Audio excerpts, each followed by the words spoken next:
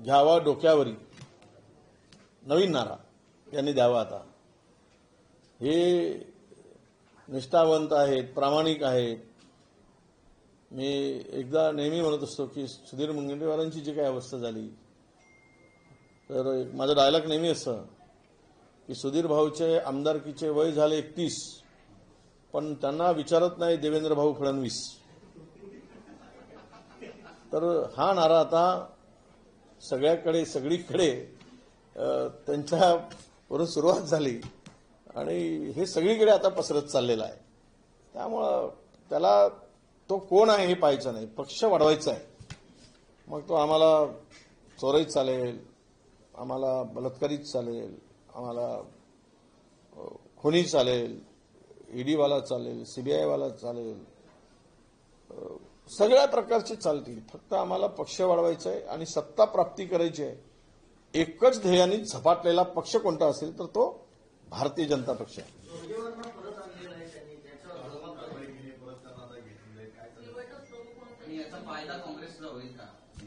नाही, माझ्या माहितीप्रमाणे पहिल्यांदा त्यांच्याकडे जबाबदारी होती.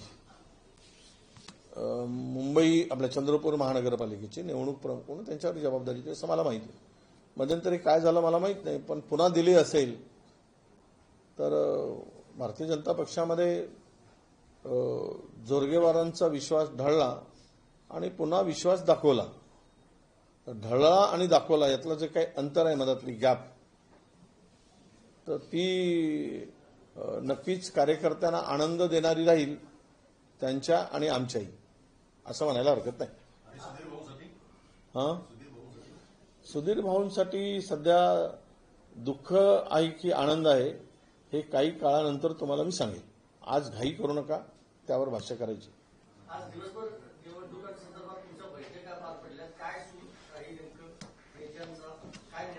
नाही, अनेक ठिकाणी चांगली चर्चा झाली आणि तेथील संपूर्ण एक शहरातील आमचं जे काही काँग्रेसची प्रमुख मंडळी आहेत ती सर्व त्या ठिकाणी उपस्थित होती आणि जिथे शक्य आहे तिथे आघाडी, जिथे शक्य नाही तिथे एकला चलो, या भूमिकेतून आम्ही आज निर्णय घेतला आणि स्थानिक पातळीवर सर्व निर्णय आम्ही सोडले.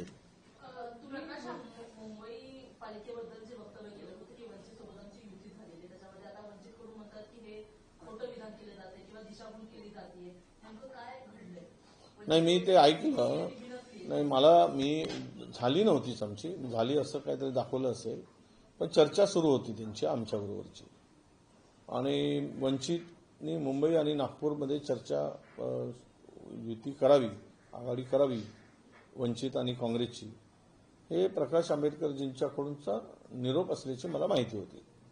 त्यामुळे त्या भरोश्यावर मी म्हणालो की ही युती होण्याची शक्यता आहे. आता त्यांना म्हणताय की त्यांना जर त्यांचं स्टेटमेंट आहे भाजप सोडून कुठेही जा, म्हणजे उद्या अजित पवारांच्याकडे जातील, शिंदेकडेही जातील, तर तो त्या पक्षाचा निर्णय आहे, त्यांना कुठे जायचं आहे. आमची भूमिका अशी होती की आमच्या आयडिओलॉजीशी मॅच होणारी जी काही मंडळी आहेत, जे काही पक्ष आहेत, त्यांच्याबरोबर आपण पुढे गेलं पाहिजे. त्यामध्ये वंचित हा सुद्धा आमच्या पुढे होता पर्याय, म्हणून आम्ही सुद्धा त्या संदर्भात सकारात्मक होतो आणि आघाड्याबाबत आम्ही आजही सकारात्मक आहोत. मनसे सोडून जर शरद पवार साहेब आणि उद्धवजी यांची युती होत असेल तर आज आम्हाला कुठेही अडचण नाही, कालही नव्हती, आजही नाही आणि उद्याही नसणार. पण नवीन आघाडीमध्ये आलेले घटक पाहून त्यातलं आमच्या लोकांचं जे काही मत आहे, आमच्या नेत्यांचं जे काही मत आहे, शेवट पक्ष हा नेत्यांच्या कार्यकर्त्यांच्या भरोश्यावर चालतो. त्यांनाच काम करायचं आहे, त्यांच्या निवडणूक आहे, स्थानिक निवडणुका कार्यकर्त्यांनी. त्या कार्यकर्त्यांच्या भावना लक्षात घेऊन मुंबईमध्ये हा निर्णय झाला की आम्ही स्वतंत्र लढायचं, किंवा शरद पवार साहेब असेल त्यांच्याबरोबर लढू, किंवा वंचित येत असेल तर त्यांच्याही बरोबर, नाही आले तर आम्ही स्वतंत्र लढायचा आमचा निर्णय फायनल आहे. नाही, आता माझ्या माहितीप्रमाणे ती चर्चा काँग्रेसबरोबर झाल्याची अध्यक्ष महोदयांनी मला सांगितली, पण त्यांची चर्चा पुन्हा दुसऱ्याही कोणत्या पक्षाबरोबर चाललेली असावी अशी शक्यता आहे. ही चर्चा सुद्धा माझ्या कानावर आलेली आहे. होऊ शकते उद्या शिंदे सेनेबरोबर चर्चा करतात का, किंवा आमच्या शिंदे शिवसेनेबरोबर करतात, की राज ठाकरे आपल्या आमच्या उद्धव ठाकरेंच्या बरोबर करतात, की अजित पवारांच्या बरोबर करतात, हे आज उद्यामध्ये स्पष्ट होईल. आता वेळ काय, परवाला सुट्टी आहे आणि त्यानंतर 2च दिवस नॉमिनेशनसाठी शिल्लक आहे. या सगळ्या परिस्थितीमध्ये 2 दिवसामध्ये सगळी परिस्थिती लक्षात येईल. प्रकाश आंबेडकर यांनी गंभीर वक्तव्य केलेलं आहे की काँग्रेसच्या बाबतीत मी अजूनही तोंड उघडलेलं नाही. जर तोंड उघडलं तर देशात फटका त्याचा बसू शकेल. नाही, यांनी यापूर्वीच बऱ्याचदा तोंड उघडलेलं आहे प्रकाश भाऊंनी. अजून काही नवीन असेल तर आता आमच्याकडे काय, तोंड उघडलं तर आम्ही ऐकून घेऊ त्यांचं. किमान आमदाला कानावर तरी येतील त्यांच्या मुखातून काय निघतात, जे काही आम्हाला माहीत नाही त्याची माहिती तर होईल. त्यामुळे उगीच अशा पद्धतीचं वक्तव्य करण्यात मला वाटतं स्वारस्य नाही. कारण आम्ही काही वंचितला विरोध केला अशातला कधीच नाही भाग नाही, किंवा वंचितच्या नेत्यावर काही बोललो असंही मला वाटत नाही. तरी ते तोंड उघडून आम्हाला धमकी देत असतील तर त्यांना लखलाभ आहे, त्यांना शुभेच्छा आहे. काँग्रेसचं पानिपत झालं असं देखील ते म्हणतात आणि कुठेतरी हिंदू मतदार आता काँग्रेससोबत नाहीये आणि त्यामुळेच अशा पद्धतीची परिस्थिती काँग्रेसची झाली की पानिपतासारखी परिस्थिती आहे. नाही, आता पानिपत झालं नाही झालं, आताच आलेले निकाल जे आहेत, जवळपास 1000च्या वर सदस्य काँग्रेसचे निवडून आले. 41 नगराध्यक्ष काँग्रेसच्या चिन्हावर आणि आघाडी आमच्या केलेल्या निवडून आले.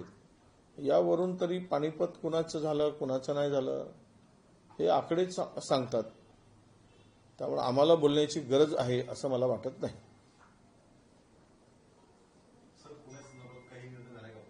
पुण्यातली चर्चा सुरू आहे, अजूनही काही निर्णय झालेला नाही. पुण्यातली मंडळी आणि आमचे काही नेते मंडळी प्रभारी तिथे बसून आहेत, त्यांनी वेगळी त्यांची चर्चा आता होते आहे. तो निर्णय झाला की तुम्हाला ते सांगतील. अशी चर्चा आहे, अद्याप निर्णय झालेला नाही. आणि ते बंटी पाटील आमचे तिथले प्रभारी आहेत. मला माहित नाही की त्यांच्याबरोबर काही चर्चा झाली असेल आणि तो निर्णय होत असेल, तर याची कल्पना मला नाहीये. पुण्यात महापालिका निवडणुकीमध्ये सकल ब्राह्मण समाजानं एक आवाहन केलं आहे. 16 ते 18% त्यांची संख्या असतानाही राजकीय पक्षांकडनं ब्राह्मण उमेदवारांना डावललं जातं असा थेट आरोप केलाय त्यांनी. निवडणूक लढवण्याची घोषणा केली आहे. मी त्यावर काय बोलू? त्यांना कोणाकडून डावललं जात आहे? त्यांनी काँग्रेसकडे मागितलं का? तर डावलल्या म्हणून आमच्यावर आरोप. भाजपने जर डावललं असेल तर भाजपवर आरोप. तर भाजपच्याकडे आरोप आहे की काँग्रेसकडे आहे? कोण डावलला आहे हे जर स्पष्ट झालं तर त्याचा खुलासा व्यवस्थित आम्हाला करता येईल. आणि देवेंद्र फडणवीस साहेब आहेत राज्याचे मुख्यमंत्री, त्यामुळे त्यांना निवडणूक तिथे काही फार कदाचित महत्त्व देत नसतील की मी आहे तर यांना महत्त्व देण्याची काय गरज आहे, असं कदाचित त्यांचा हेतू असेल.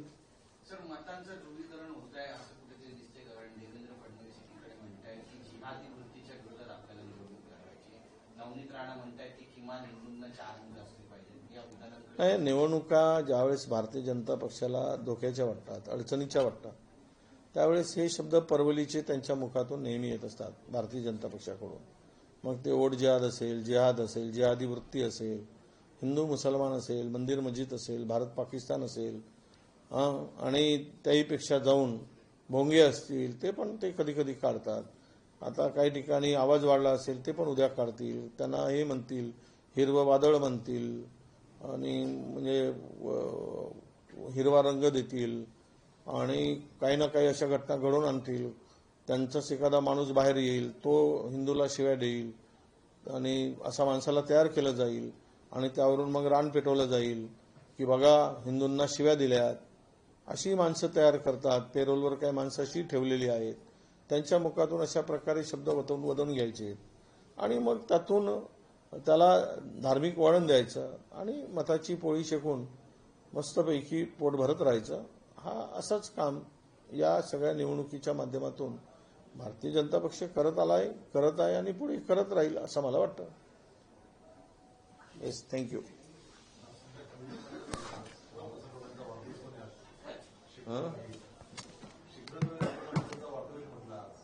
त्यांना शुभेच्छाचे हे सांगितलं आहे.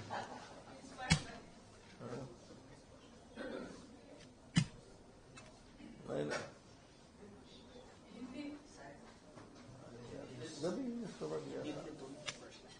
सगळ्यांनी दिलं ना तुम्हाला.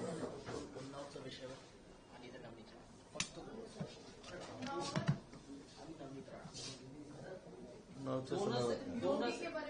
दोनच प्रश्न उन्नाव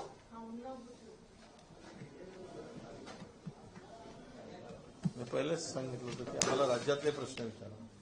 तो राज्य स्टेट के सवाल पूछे. मैं अभी कोई नेशनल स्पोक पर्सन नहीं हूँ. स्टेट और असम समाज चल गया है आपका. क्या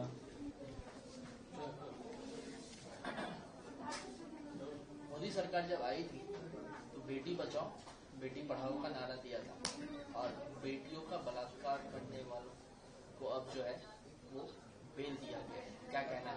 उन्नाव रेप केस की बात कर रहा हूँ सर. नहीं, उन्नाव केस में जो हुआ था वो सिंगर नाम का आदमी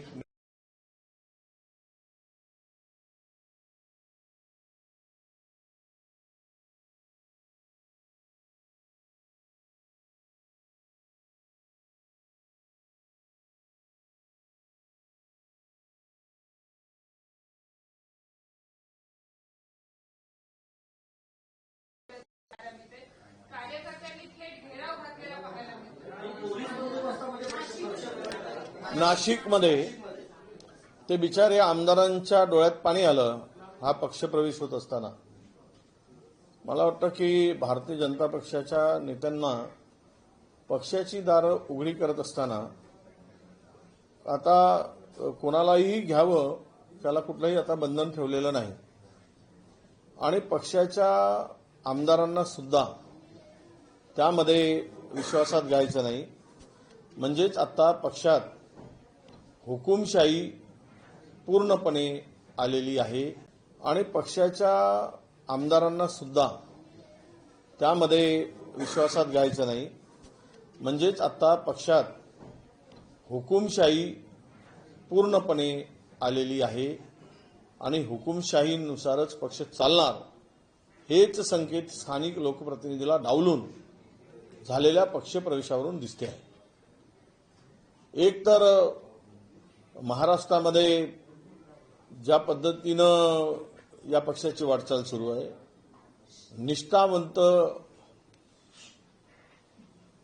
निष्ठावंत बसवा घरी आणि बाहेरच्यांना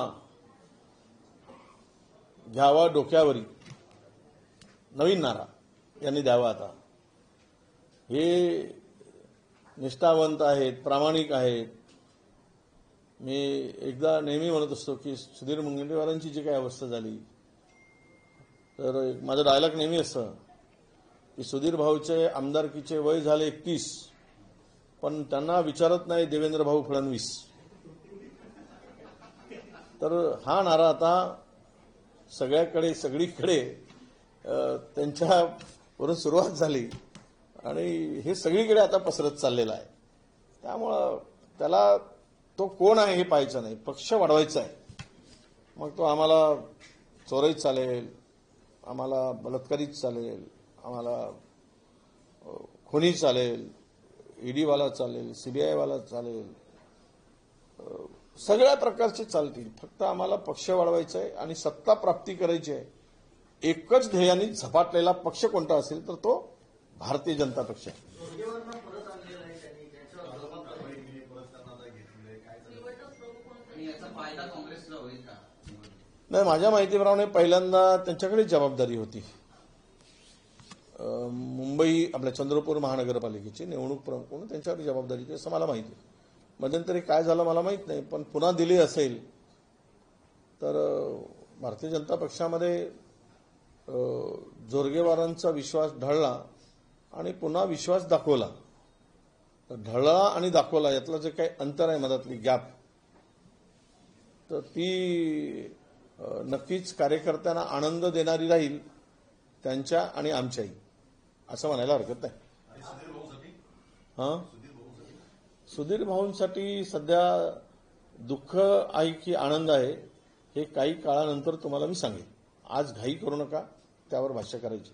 आज दिवसभर निवडणुकांसंदर्भात तुमच्या बैठका पार पडल्या, काय सुरू आहे नेमकं नेत्यांचा काय निर्णय झाला? नाही, अनेक ठिकाणी चांगली चर्चा झाली आणि तेथील संपूर्ण एक शहरातील आमचं जे काही काँग्रेसची प्रमुख मंडळी आहेत ती सर्व त्या ठिकाणी उपस्थित होती आणि जिथे शक्य आहे तिथे आघाडी, जिथे शक्य नाही तिथे एकला चलो, या भूमिकेतून आम्ही आज निर्णय घेतला आणि स्थानिक पातळीवर सर्व निर्णय आम्ही सोडले. प्रकाश मुंबई पालिकेबद्दल जे वक्तव्य केलं होतं की वंचित सोबतांची युती झालेली, त्याच्यामध्ये आता वंचितकडून म्हणतात की हे खोटं विधान केलं जाते किंवा दिशाभूल केली जाते, नेमकं काय घडलंय? नाही, मी ते ऐकलं नाही, मी झाली नव्हतीच आमची, झाली असं काहीतरी दाखवलं असेल, पण चर्चा सुरू होती त्यांची आमच्याबरोबरची आणि वंचितनी मुंबई आणि नागपूरमध्ये चर्चा युती करावी, आघाडी करावी वंचित आणि काँग्रेसची, हे प्रकाश आंबेडकरजींच्याकडूनचा निरोप असल्याची मला माहिती होती. त्यामुळे त्या भरोश्यावर मी म्हणालो की ही युती होण्याची शक्यता आहे. आता त्यांना म्हणताय की त्यांना जर त्यांचं स्टेटमेंट आहे भाजप सोडून कुठेही जा, म्हणजे उद्या अजित पवारांच्याकडे जातील, शिंदेकडे जातील, तर तो त्या पक्षाचा निर्णय आहे, त्यांना कुठे जायचंय. आमची भूमिका अशी होती की आमच्या आयडिओलॉजीशी मॅच होणारी जे काही मंडळी आहेत, जे काही पक्ष आहेत, त्यांच्याबरोबर आपण पुढे गेलं पाहिजे. त्यामध्ये वंचित हा सुद्धा आमच्या पुढे होता पर्याय, म्हणून आम्ही सुद्धा त्या संदर्भात सकारात्मक होतो आणि आघाड्याबाबत आम्ही आजही सकारात्मक आहोत. मनसे सोडून जर शरद पवार साहेब आणि उद्धवजी यांची युती होत असेल तर आज आम्हाला कुठेही अडचण नाही, कालही नव्हती, आजही नाही आणि उद्याही नसणार. पण नवीन नवीन आघाडीमध्ये आलेले घटक पाहून त्यातलं आमच्या लोकांचं जे काही मत आहे, आमच्या नेत्यांचं जे काही मत आहे, शेवट पक्ष हा नेत्यांच्या कार्यकर्त्यांच्या भरोश्यावर चालतो, त्यांनाच काम करायचं आहे, त्यांच्या निवडणुका आहे, स्थानिक निवडणुका कार्यकर्त्यांनी, त्या कार्यकर्त्यांच्या भावना लक्षात घेऊन मुंबईमध्ये हा निर्णय झाला की आम्ही स्वतंत्र लढायचं किंवा शरद पवार साहेब असेल त्यांच्याबरोबर लढू किंवा वंचित येत असेल तर त्यांच्याही बरोबर, नाही आले तर आम्ही स्वतंत्र लढायचा आमचा निर्णय फायनल आहे. प्रकाश आंबेडकर चर्चा केव्हापर्यंत आली? चर्चा चालू आहे, चर्चा थांबली आहे? नाही, आता माझ्या माहितीप्रमाणे ती चर्चा काँग्रेसबरोबर झाल्याची अध्यक्ष महोदयांनी मला सांगितली, पण त्यांची चर्चा पुन्हा दुसऱ्याही कोणत्या पक्षाबरोबर चाललेली असावी अशी शक्यता आहे. ही चर्चा सुद्धा माझ्या कानावर आलेली आहे. होऊ शकते उद्या शिंदे सेनेबरोबर चर्चा करतात का किंवा आमच्या शिंदे शिवसेनेबरोबर करतात की राज ठाकरे आमच्या उद्धव ठाकरेंच्या बरोबर करतात की अजित पवारांच्या बरोबर करतात, हे आज उद्यामध्ये स्पष्ट होईल. आता वेळ काय, परवाला सुट्टी आहे आणि त्यानंतर 2च दिवस नॉमिनेशनसाठी शिल्लक आहे. या सगळ्या परिस्थितीमध्ये 2 दिवसामध्ये सगळी परिस्थिती लक्षात येईल. प्रकाश आंबेडकर यांनी गंभीर वक्तव्य केलेलं आहे की काँग्रेसच्या बाबतीत मी अजूनही तोंड उघडलेलं नाही, जर तोंड उघडलं तर देशात फटका त्याचा बसू शकेल. कसं नाही, होतं याकडे? यांनी यापूर्वीच बऱ्याचदा तोंड उघडलेलं आहे प्रकाश भाऊंनी. अजून काही नवीन असेल तर आता आमच्याकडे काय, तोंड उघडलं तर आम्ही ऐकून घेऊ त्यांचं, किमान आम्हाला कानावर तरी येतील त्यांच्या मुखातून काय निघतात, जे काही आम्हाला माहीत नाही त्याची माहिती तर होईल. त्यामुळे उगीच अशा पद्धतीचं वक्तव्य करण्यात मला वाटते स्वारस्य नाही, कारण आम्ही काही वंचितला विरोध केला अशातला कधीच नाही भाग नाही किंवा वंचितच्या नेत्यावर काही बोललो असंही मला वाटत नाही. तरी ते तोंड उघडून आम्हाला धमकी देत असतील तर त्यांना लखलाभ आहे, त्यांना शुभेच्छा आहे. काँग्रेसचं पानिपत झालं असं देखील ते म्हणतात आणि कुठेतरी हिंदू मतदार आता काँग्रेससोबत नाहीये आणि त्यामुळेच अशा पद्धतीची परिस्थिती काँग्रेसची झाली की पानिपतासारखी परिस्थिती आहे. नाही, आता पानिपत झालं नाही झालं, आत्ताच आलेले निकाल जे आहेत, जवळपास 1000च्या वर सदस्य काँग्रेसचे निवडून आले. 41 नगराध्यक्ष काँग्रेसच्या चिन्हावर आणि आघाडी आमच्या केलेल्या निवडून आले. यावरून तरी पानिपत कुणाचं झालं कुणाचं नाही झालं हे आकडेच सांगतात. त्यामुळे आम्हाला बोलण्याची गरज आहे असं मला वाटत नाही.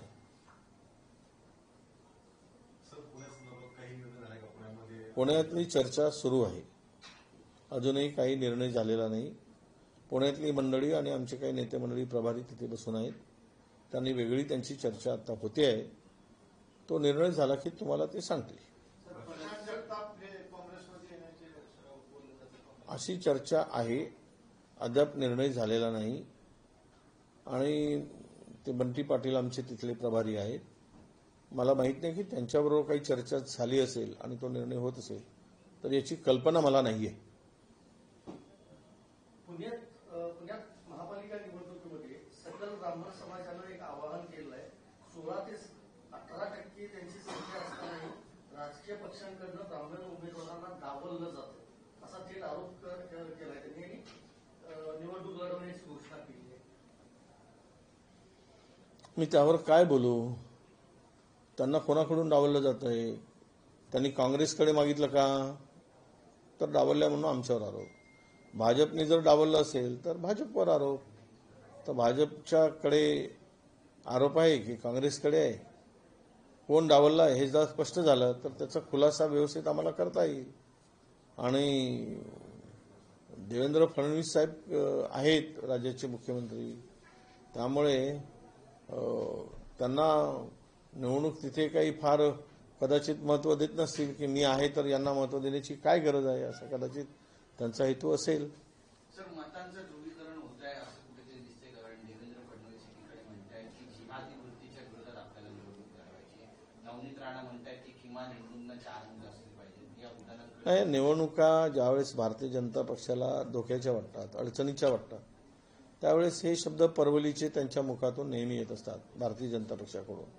मग ते ओट जिहाद असेल, जिहादी वृत्ती असेल, हिंदू मुसलमान असेल, मंदिर मस्जिद असेल, भारत पाकिस्तान असेल आणि त्याहीपेक्षा जाऊन भोंगे असतील ते पण ते कधी कधी काढतात. आता काही ठिकाणी आवाज वाढला असेल ते पण उद्या काढतील. त्यांना हे म्हणतील हिरवं वादळ म्हणतील आणि म्हणजे हिरवा रंग देतील आणि काही ना काही अशा घटना घडवून आणतील.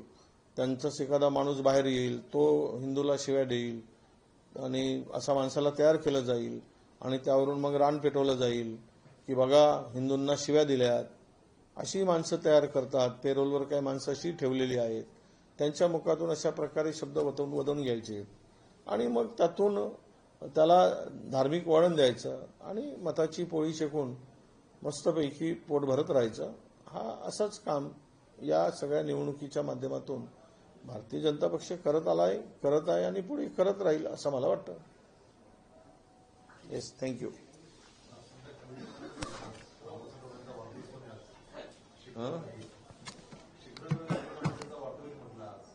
त्यांना शुभेच्छाचे हे सांगितलं.